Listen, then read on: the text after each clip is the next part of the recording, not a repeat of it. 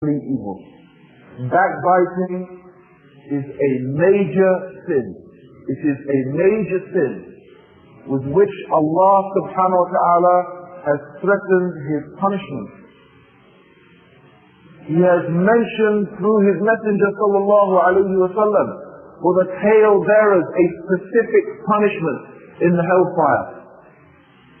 And the Prophet saw that the angel was ripping the cheek of someone from the mouth to the back. And then as it got better, the angel ripped the other cheek.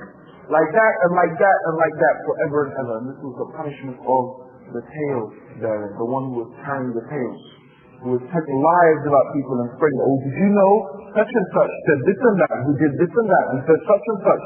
And you tell your friend and your friend, oh, did you know this? Until it gets all the way around the world. This lie. So what is the fate for such people? Don't occupy your tongue with such rubbish. Don't occupy your tongue with speaking evil about your Muslim brother and sister, even if it is true. Wallahi, I've come upon so many people who don't even know what backbiting is in Islam. They don't even know what is namima in Islam. They say, well, it's true. They say such and such. Well, it's true, isn't it? Because someone came to the Prophet sallallahu alayhi wa sallam and he was mentioning about backbiting. It is like eating the flesh of your dead brother and sister. Would you like to eat? Allah mentions in the Quran, would you like to eat the flesh of your dead brother and sister? Would you like that your sister or brother was laid out dead and you started to eat their flesh? I don't think any of you would like that. That is how Allah equated backbiting. And one of the companions said, O Messenger of Allah, what if it is true? The Prophet said, if it is true, it is backbiting. If it is not true, it is slander. To say something about your Muslim brother or sister which they would not like you to say, which you know they would not like you to say that thing. They would find it upsetting. They would dislike it. If you say that behind their back, even if you say it in front of them, the other people say, oh, well, I told them to his face. Then you go and tell everyone behind his back. You think that's allowed? No. It doesn't matter whether you said it to that girl or that, the brother or sister's face, it doesn't matter. You say something which they don't like behind their back, that is backbiting, that is eating their flesh, dead flesh. It is a major sin, amongst the major sins, along with fornication, drinking, stealing, so on and so forth. It is a major sin. So do not occupy yourself with this evil of backbiting, let alone slandering, which is worse. And there is a narration that mentions that the Prophet sallallahu alayhi wa sallam said that riba, usury has 70 or 72 levels. The lowest level is like fornicating with your mother, or fornicating 36 times. And the highest level is abusing your Muslim brother. In that, I have heard one scholar say, is a proof that abusing a Muslim is worse than fornicating with your mother.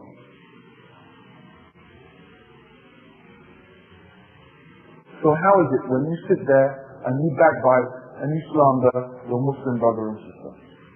What an evil you have uttered with your mouth.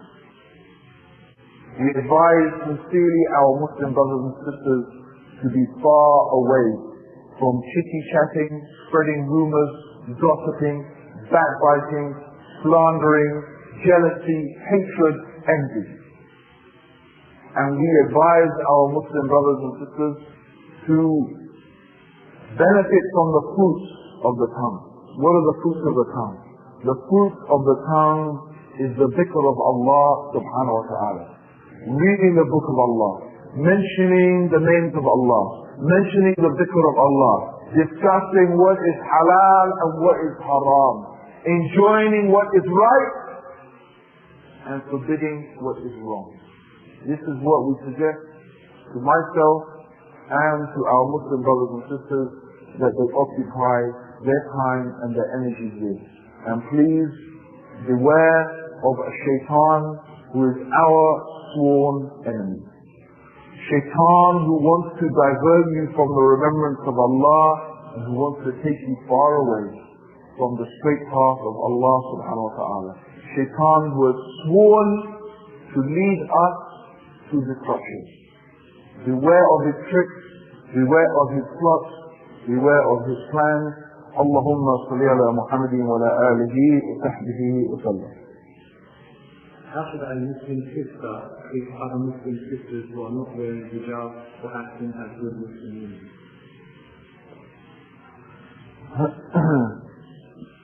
MashaAllah. First of all, I'd like to mention that I do highly recommend that you come and listen to Abu Osama Khalifa. Happens to be a friend of mine, and he is one of the best speakers in the English language that I personally know of. Alhamdulillah, his knowledge is, alhamdulillah, seems to me to be very good. He seems to be a very pious brother, and he's certainly a very dynamic speaker, so I'm sure you're all going to benefit from him, inshallah. So I do really recommend you make an effort to listen to him, inshallah. As for mashallah, I have to say that I like the way that it says how a Muslim sister must treat another Muslim sister who's not wearing hijab or acting as a good Muslim woman. That how hijab is always somehow equated with being a good Muslim woman, which sometimes is an indication that someone's a good Muslim, but not always necessarily. I'd like to remind you of a hadith of the Prophet sallallahu alaihi wasallam, in fact, which is related to what I just said. And they were asked about, the Prophet sallallahu alaihi wasallam was asked about a woman who fasts and prays. I mean, she does extra prayers and she does extra fasts, but she is abusive to her neighbor. And the Prophet sallallahu alaihi wasallam mentioned that she is from the people of the hellfire. Her fasting and praying is not benefiting her at all.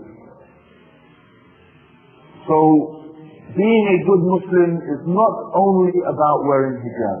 Of course, we do not by this mean to say that wearing the hijab is not important. It is extremely important. Indeed, the Prophet sallallahu alaihi wasallam mentioned that there will come a time when the women will be dressed, but they will be naked. They will be dressed, but they will be naked. And he said, curse them, for they are truly cursed. They will not smell the fragrance of Al-Jannah, even though the fragrance of Al-Jannah goes for so many thousands of miles. So, the Muslim woman's dress is something about which Allah subhanahu wa ta'ala has ordered, and He warned us, don't let shaitan make you naked, strip you of your garments, like he caused your mother and father, Adam and Hawa, to be made naked. Don't let him do that to you, because this is another means of a shaitan corrupting and destroying the honor and the dignity of the Muslim woman and the Muslim man. Because when the woman is naked, not only does she shame herself, but she shames her father, she shames her brothers,